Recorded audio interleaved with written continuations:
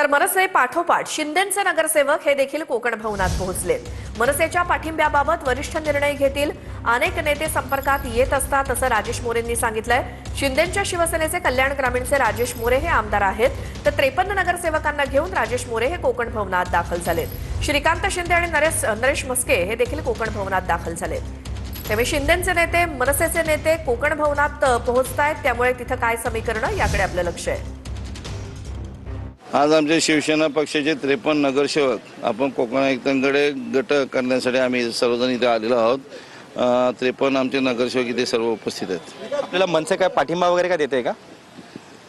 ते वरिष्ठ सर्व निर्णय घेणार आहेत, पण आज आमचा 53 जो नगरसेवकांचा गट आहे तर आपण गट करण्यासाठी इथे आलेलो आहोत आणि महायुती आम्ही आहेत। आम्हाला वरिष्ठ काय निर्णय घेतील तो घेतील।